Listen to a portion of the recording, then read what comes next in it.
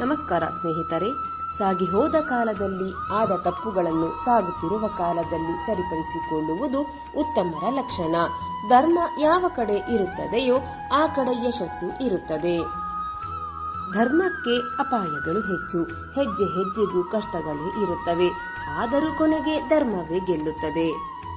ಕೊಡಲಿಯಿಂದ ಮರವನ್ನು ಕಡಿದರೆ ಮತ್ತೆ ಅದು ಚಿಗುರುತ್ತದೆ, ಆದರೆ ಮಾತಿನಿಂದ ಕಡಿದ ಮನಸ್ಸು ಮಾತ್ರ ಯಾವತ್ತೂ ಚಿಗುರುವುದಿಲ್ಲ.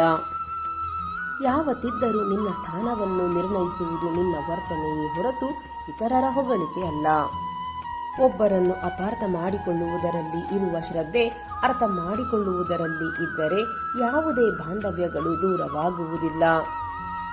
ಮುಖ್ಯವಾಗಿ ಪತಿ ಪತ್ನಿಯ ಸಂಬಂಧ ಗಟ್ಟಿಗೊಳ್ಳುತ್ತದೆ. ನೆನಪಿಟ್ಟುಕೊಳ್ಳಿ, ನೀವು ಕಷ್ಟಪಟ್ಟು ಸಂಪಾದಿಸುವುದರಲ್ಲಿ ನಿಮ್ಮ ಔನ್ನತ್ಯವಿರುತ್ತದೆ, ಆದರೆ ಅದೇ ನೀವು ಮೋಸ ಮಾಡುವುದರಲ್ಲಿ ನಿಮ್ಮ ಪತನವಿರುತ್ತದೆ. ಸಂಸ್ಕಾರ ಇರುವ ಯಾರೂ ಕೂಡ ಇತರರನ್ನು ಅಗೌರವಪಡಿಸುವ ಹಾಗೆ ವ್ಯವಹರಿಸುವುದಿಲ್ಲ. ಆವೇಶವನ್ನು ಹತೋಟಿಯಲ್ಲಿಟ್ಟುಕೊಂಡು ಅರಚುವುದನ್ನು ನಿಲ್ಲಿಸಿ ಯೋಚಿಸುವುದನ್ನು ಆರಂಭಿಸಿದರೆ ಇತರರ ದುಃಖ ಏನೆಂದು ನಿಮಗೆ ಅರ್ಥವಾಗುತ್ತದೆ. ಸುಮ್ಮನೆ ಅರಚಿದರೆ ಯಾವ ಪ್ರಯೋಜನವೂ ಇಲ್ಲ. ನಿಮ್ಮ ಕೈಯಲ್ಲಿನ ಹಣ ಮತ್ತು ನಿಮ್ಮ ಬಾಯಿಂದ ಬರುವ ಮಾತು, ಈ ಎರಡೂ ಕೂಡ ಬಹಳ ಮೌಲ್ಯವಾಗಿ ಇರುವವು. ಇವುಗಳನ್ನು ಮಿತವಾಗಿ ಬಳಸಿದರೆ ನಿಮಗೆ ಬೆಲೆ ಇರುತ್ತದೆ. ಜೀವನದಲ್ಲಿ ನಾವು ಮಾಡಿದ ಕೆಲಸದಿಂದ ಪ್ರತಿ ಬಾರಿಯೂ ಸಂತೋಷ ಸಿಗದಿರಬಹುದು, ಆದರೆ ಅಸಲಿಗೆ ಕೆಲಸವೇ ಇಲ್ಲದಿದ್ದರೆ ಸಂತೋಷವೇ ಇರುವುದಿಲ್ಲ. ನಿನ್ನ ಸಹಪಾಠಿಗಳಿಗೆ ಬಹಳ ಸಂಪತ್ತು ಇದೆ ಎಂದು, ಹಾಗೆ ನಿನ್ನಲ್ಲಿ ಇಲ್ಲವೆಂದು ಯಾವತ್ತೂ ದುಃಖಿಸಬೇಡ. ನಿನ್ನಲ್ಲಿ ಪ್ರಾಮಾಣಿಕತೆ ಮತ್ತು ನಿಜಾಯಿತಿ ಇಲ್ಲದಾಗ ಮಾತ್ರ ದುಃಖಿಸು. ಬೆವರಿನ ಬೆಲೆ, ಹಣದ ಬೆಲೆ, ಹಾಗೆ ಬದುಕಿನ ಬೆಲೆ ತಿಳಿದವರು ಇತರರ ಸಂಪಾದನೆಯಲ್ಲಿ ಬೆರಳು ಹಾಕುವುದಿಲ್ಲ.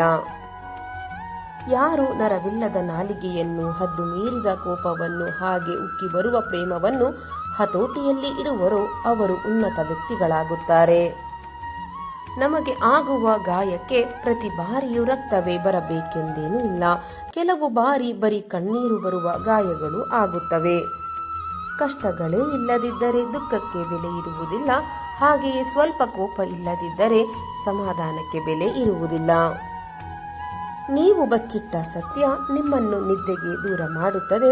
ಕೆಲವು ಬಾರಿ ನೀವು ಬಚ್ಚಿಡುವ ಸತ್ಯ ನಿಮ್ಮನ್ನು ಮನುಷ್ಯರಿಂದ ದೂರ ಮಾಡುತ್ತದೆ. ಜೀವನದಲ್ಲಿ ಗೆಲ್ಲಲೇಬೇಕು ಎನ್ನುವ ಹಠ ನಿನ್ನಲ್ಲಿ ಇದ್ದರೆ ಸೋಲು ನಿನ್ನ ಹತ್ತಿರಕ್ಕೂ ಸುಳಿಯುವುದಿಲ್ಲ.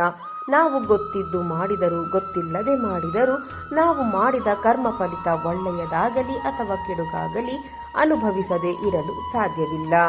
ನಿನ್ನಲ್ಲಿರುವ ಆ ಒಂದು ಜ್ಞಾನವನ್ನು ಎಷ್ಟು ಹೆಚ್ಚಿಸಿಕೊಳ್ಳುವೆಯೋ ಅಷ್ಟು ನಿನ್ನ ಮೌಲ್ಯವು ಬೆಳೆಯುತ್ತದೆ. ಕೆಲವು ಬಾರಿ ಎಷ್ಟೇ ಪುಸ್ತಕಗಳನ್ನು ಓದಿದರೂ ಬರದಿರುವ ಸ್ಪಷ್ಟತೆ ಕೆಲವರೊಂದಿಗೆ ಆಗುವ ಸಂಭಾಷಣೆಯಿಂದ ಸಿಗುತ್ತದೆ. ಊಟ ರುಚಿವಿಲ್ಲ ಎಂದು ದೂರು ನೀಡುವ ಮೊದಲು ತಿನ್ನುವುದಕ್ಕೆ ಏನೂ ಇಲ್ಲದವರ ಬಗ್ಗೆ ಸ್ವಲ್ಪ ಯೋಚಿಸುವುದು ತುಂಬಾ ಮುಖ್ಯ. ಹೇಗೆ ಪೆಟ್ಟು ತಿಂದ ಹುಲಿ ಅವಕಾಶಕ್ಕಾಗಿ ಕಾಯುತ್ತಿರುತ್ತದೆಯೋ ಹಾಗೆಯೇ ಜೀವನದಲ್ಲಿ ಸೋತ ವ್ಯಕ್ತಿಯೂ ಕೂಡ ಹಠದಿಂದ ಲಕ್ಷ್ಯವನ್ನು ಸಾಧಿಸಿಕೊಳ್ಳಬೇಕು. ಒಬ್ಬರನ್ನು ವಿಮರ್ಶಿಸುವವರು ಮೊದಲು ನೀವು ಸರಿ ಇರುವಿರೋ ಇಲ್ಲವೋ ನೋಡಿಕೊಳ್ಳುವುದು ತುಂಬಾ ಮುಖ್ಯ. ಏಕೆಂದರೆ ನೀವು ಒಬ್ಬರನ್ನು ವಿಮರ್ಶಿಸಿದರೆ ನಿಮ್ಮನ್ನು ವಿಮರ್ಶಿಸುವವರು 100 ಜನ ಇರುತ್ತಾರೆ. ಕಳೆದ ನಿನ್ನೆಗಿಂತ, ತಿಳಿಯದ ನಾಳೆಗಿಂತ ಅಳಿಯುತ್ತಿರುವ ಈ ದಿನ ಮೌಲ್ಯವಾಗಿರುತ್ತದೆ. ನೀವು ಎಂದಿಗೂ ಆ ನಿಮ್ಮ ಒಂದು ರಹಸ್ಯಗಳನ್ನು ಯಾವತ್ತೂ ಕೂಡ ಯಾರಿಗೂ ಹೇಳಬೇಡಿ, ಏಕೆಂದರೆ ಅದು ನಿಮ್ಮನ್ನು ನಾಶ ಮಾಡುತ್ತದೆ. ನಿಮ್ಮ ಬಳಿ ಇರುವವರೆಗೂ ಅದು ರಹಸ್ಯವಾಗಿಯೇ ಉಳಿಯುತ್ತದೆ. ಯಾವಾಗಾದರೂ ಇತರರ ಕಿವಿಯಲ್ಲಿ ಬೀಳುತ್ತದೆಯೋ ಅದು ಅಪಹಾಸ್ಯವಾಗಿ ಮಾರ್ಪಡುತ್ತದೆ.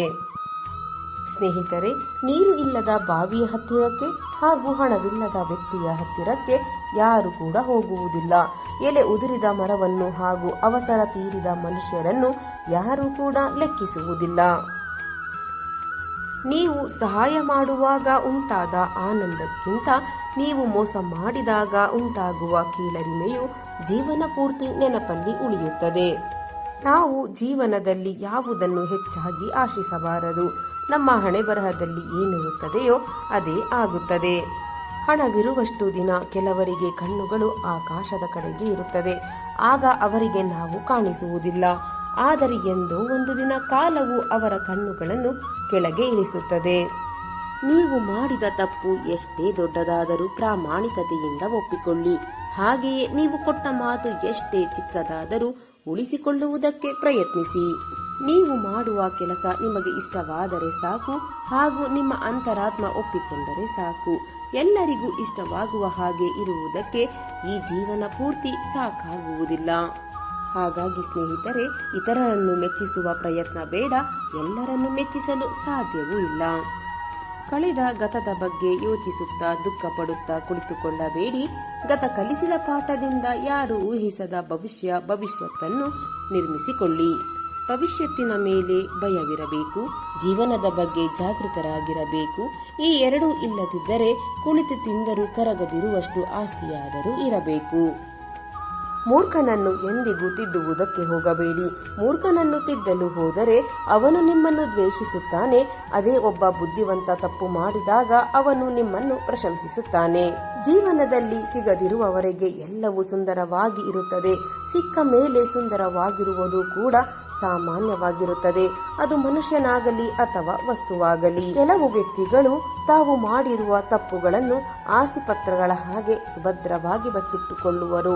ಆದರೆ ಇತರರು ಮಾಡಿದ ತಪ್ಪುಗಳನ್ನು ಮಾತ್ರ ಪ್ರಚಾರ ಪತ್ರದ ಹಾಗೆ ಬೀದಿ ಬೀದಿ ತಿರುಗಿ ಹಂಚುವರು. ಪ್ರತಿಕ್ಷಣ ದ್ವೇಷಿಸುತ್ತಾ ಕಲುಷಿತವಾದ ಮನುಷ್ಯರ ಮಧ್ಯೆ ಜೀವಿಸುವುದಕ್ಕಿಂತ ನಿನ್ನನ್ನು ನೀನು ಪ್ರೀತಿಸುತ್ತಾ ಒಬ್ಬಂಟಿಯಾಗಿ ಇರುವುದು ಎಷ್ಟೋ ಒಳ್ಳೆಯದು. ಸ್ವಲ್ಪವಾದರೂ ಮನಃಶಾಂತಿ ದೊರೆಯುತ್ತದೆ. ಕೆಲವು ಭಯಗಳು ಹಾಗೆಯೇ. ದುಃಖಗಳನ್ನು ಯಾರೊಂದಿಗೂ ಹಂಚಿಕೊಳ್ಳಲು ಆಗುವುದಿಲ್ಲ, ಹಾಗೆಂದು ತಪ್ಪಿಸಿಕೊಳ್ಳಲು ಆಗುವುದಿಲ್ಲ. ಜೀವನದಲ್ಲಿ ಅನುಭವಿಸಲೇಬೇಕು. ನಿನ್ನೆಯ ದಿನ ಸರಿ ಇಲ್ಲವೆಂದು ಎನಿಸಿದರೂ ಈ ದಿನ ಸರಿ ಎನಿಸಿ ನಾಳೆಯ ದಿನ ಉತ್ತಮವಾಗಿರಬೇಕೆಂದರೆ ಅದು ನಾವು ಮಾಡುವ ಕೆಲಸದ ಮೇಲೆ ಆಧಾರವಾಗಿರುತ್ತದೆ. ಜೀವನದಲ್ಲಿ ತನ್ನನ್ನು ತಾನು ತಿಳಿದವನಿಗೆ ಭಗವಂತ ತಿಳಿಪಡಿಸುವ ಅವಶ್ಯಕತೆಯಿಲ್ಲ. ಉನ್ನತ ಸ್ಥಾನಕ್ಕೆ ತಲುಪಿದವರೆಲ್ಲರೂ ಅಕ್ಷರಕ್ಕೆ ತಲೆಬಾಗಿದವರೇ. ಈ ಭೂಮಿಯ ಮೇಲೆ ಅಕ್ಷರ ಜ್ಞಾನಕ್ಕಿಂತ ಮಿಗಿಲಾದದ್ದು ಮತ್ಯಾವುದೂ ಇಲ್ಲ. ಒಳ್ಳೆತನ ಎಂದರೆ ಅದು ವೃಕ್ಷಗಳದ್ದೇ. ನಾವು ಮರಗಳನ್ನು ಎಷ್ಟೇ ಕಡಿದರೂ ಒಳ್ಳೆಯವರಿಗೆ ಒಳ್ಳೆಯ ಫಲ, ಕೆಟ್ಟವರಿಗೆ ಕೆಟ್ಟ ಫಲ ಕೊಡುವುದಿಲ್ಲವಲ್ಲ. ಈ ಪ್ರಕೃತಿಯ ಹಾಗೆ ನಾವೆಲ್ಲರೂ ಮನಸ್ಸಿನಲ್ಲಿ ಎಲ್ಲರಿಗೂ ಒಳ್ಳೆಯದಾಗಲಿ ಎಂದು ಆಶಿಸೋಣ. ಮೊದಲು ನಿನ್ನನ್ನು ನೀನು ಸರಿದಾರಿಯಲ್ಲಿ ಅನುಸರಿಸು, ಅನಂತರ ಪ್ರಪಂಚ ನಿನ್ನನ್ನು ಅನುಸರಿಸುತ್ತದೆ. ನಾವು ಹೇಗಿರಬೇಕು ಎಂದು ಈ ಸಮಾಜ ಹೇಳುತ್ತದೆ, ಆದರೆ ನಾವು ಹೇಗಿರಬೇಕೆಂದು ನಮ್ಮ ಏಕಾಂತ ಮಾತ್ರವೇ ಹೇಳುತ್ತದೆ. ಮೊದಲಿಗೆ ನಿಮ್ಮೊಂದಿಗೆ ನೀವು ಮಾತನಾಡಿ, ನಿಮಗೆ ನೀವು ಸಮಯವನ್ನು ಮೀಸಲಿಡಿ. ಇತರರ ತಪ್ಪುಗಳನ್ನು ಬೆರಳೆತ್ತಿ ತೋರಿಸುವುದಲ್ಲ, ಮೊದಲು ನಿನ್ನ ತಪ್ಪುಗಳನ್ನು ನೀನು ತಿಳಿದುಕೊಂಡು ಸರಿಪಡಿಸಿಕೊಂಡಾಗಲೇ ನೀನು ಉನ್ನತವಾಗಿ ಬೆಳೆಯುವೆ. ಒಂದು ಸುಳ್ಳಿನಿಂದ ಕಳೆದುಕೊಂಡ ನಂಬಿಕೆ 1000 ಸತ್ಯಗಳನ್ನು ಹೇಳಿದರೂ ಬರುವುದಿಲ್ಲ ಎಂಬುದನ್ನು ಯಾವತ್ತೂ ನೆನಪಿಟ್ಟುಕೊಳ್ಳಿ. ಜೀವನದಲ್ಲಿ ಕಲಿತುಕೊಳ್ಳುವುದು ಮತ್ತು ಸಹಿಸಿಕೊಳ್ಳುವುದು ಈ ಎರಡೂ ಕೂಡ ನಿಮ್ಮ ಹವ್ಯಾಸಗಳಾದರೆ ನಿಮ್ಮನ್ನು ತಡೆಯುವವರು ಯಾರೂ ಇಲ್ಲ, ನೆನಪಿಟ್ಟುಕೊಳ್ಳಿ. ಜೀವನ ಎನ್ನುವುದು ಎಂದಿಗೂ ಸುಜ್ಞಾಯಾಸವಾಗಿ ಸಾಗುವುದಿಲ್ಲ. ಆಗಾಗ ಸಮಸ್ಯೆಗಳು, ಅಡ್ಡಿ ಆತಂಕಗಳು ಬರುತ್ತಲೇ ಇರುತ್ತದೆ. ಹಾಗೆಂದು ಸಮಸ್ಯೆಗಳೇ ಕೊನೆಯಲ್ಲ. ಸಮಸ್ಯೆಗಳಿಂದ ಸಮಾಧಾನ ದೊರೆಯುತ್ತದೆ, ಹಾಗೆಯೇ ಅನುಭವ ಕೂಡ ಅನಂತರ. ಉನ್ನತ ಜೀವನ ಕೂಡ ಈ ಸಮಸ್ಯೆಗಳಿಂದಲೇ ದೊರೆಯುತ್ತದೆ. ಮನುಷ್ಯ ತನ್ನಲ್ಲಿರುವ ಶಕ್ತಿ ಸಾಮರ್ಥ್ಯಗಳನ್ನು ತನಗೆ ತಾನೇ ತಿಳಿದುಕೊಳ್ಳಬೇಕು. ಆಗಲೇ ಯಾವುದೇ ಹೊಗಳಿಕೆಗೆ ಹಿಗ್ಗದೆ, ತೆಗಳಿಕೆಗೆ ಕುಗ್ಗದೆ ಇರುವ ಸಮತಾ ಸ್ಥಿತಿ ಅಭ್ಯಾಸವಾಗುತ್ತದೆ.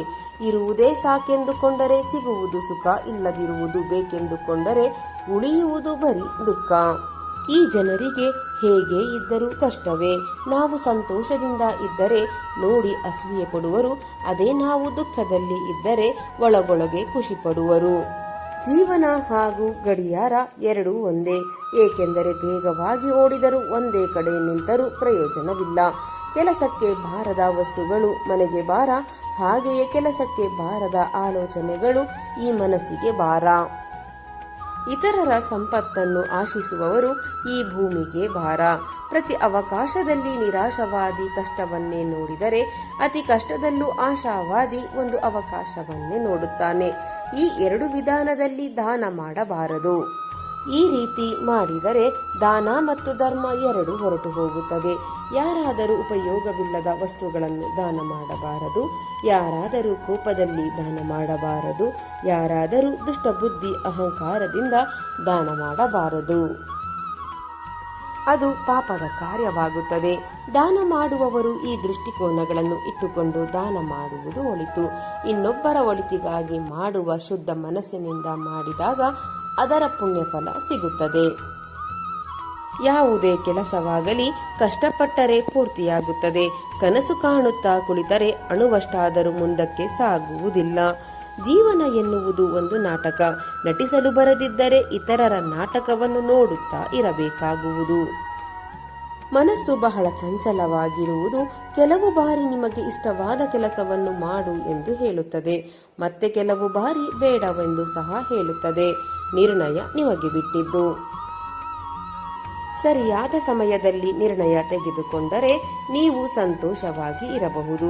ಅವಸರಕ್ಕೆ ತಕ್ಕ ಹಾಗೆ ಮನುಷ್ಯರು ನಮ್ಮ ಜೊತೆ ಇರುತ್ತಾರೆ. ಅವಸರ ತೀರಿದ ಬಳಿಕ ನಮ್ಮೊಂದಿಗೆ ಮಾತನಾಡುವ ವಿಧಾನವು ಬದಲಾಗುತ್ತದೆ. ದೈವವೆಂದರೆ ಗುಡಿಯಲ್ಲಿರುವ ವಿಗ್ರಹ ಒಂದೇ ಅಲ್ಲ, ಪ್ರತಿಯೊಬ್ಬರ ಹೃದಯದಲ್ಲಿರುವ ಮಾನವೀಯತೆ ಕೂಡ ಹೌದು. ನಿಮ್ಮ ಅಪಜಯಗಳು ತಪ್ಪು ಹೆಜ್ಜೆಗಳೆಂದು ಎಂದಿಗೂ ಭಾವಿಸಬೇಡಿ. ಅವುಗಳು ತಪ್ಪುಗಳಲ್ಲ, ನೀವು ಭವಿಷ್ಯದಲ್ಲಿ ಏನು ಮಾಡಬಾರದೆಂದು ತಿಳಿಸುವ ಅನುಭವದ ಪಾಠಗಳು. ಸ್ನೇಹಿತರೆ, ಇಂದಿನ ಈ ನನ್ನ ವಿಡಿಯೋ ನಿಮ್ಮ ಮನಸ್ಸಿಗೆ ಸ್ವಲ್ಪವಾದರೂ ಪ್ರೇರಣೆ ನೀಡಿದ್ದರೆ ದಯವಿಟ್ಟು ವಿಡಿಯೋಗೆ ಒಂದು ಲೈಕ್ ಮಾಡಿ ನಿಮ್ಮ ಅಭಿಪ್ರಾಯವನ್ನು ಕಮೆಂಟ್ ಬಾಕ್ಸ್ನಲ್ಲಿ ಹಂಚಿಕೊಳ್ಳಿ. ನನ್ನ ಪ್ರಯತ್ನ ನಿಮಗೆ ಇಷ್ಟವಾಗಿದ್ದರೆ ಈಗಲೇ ನನ್ನ ಚಾನಲ್ ಅನ್ನು ಸಬ್ಸ್ಕ್ರೈಬ್ ಮಾಡಿಕೊಳ್ಳಿ. ಮತ್ತೆ ಮುಂದಿನ ವಿಡಿಯೋದಲ್ಲಿ ಇದೇ ರೀತಿಯ ಹೊಸ ಮೋಟಿವೇಶನಲ್ ಮಾಹಿತಿಯೊಂದಿಗೆ ಭೇಟಿಯಾಗೋಣ. ಅಲ್ಲಿಯವರೆಗೆ ಸಕಾರಾತ್ಮಕವಾಗಿ ಯೋಚಿಸಿ ಸಂತೋಷವಾಗಿ ಬಾಳಿರಿ. ಧನ್ಯವಾದಗಳು.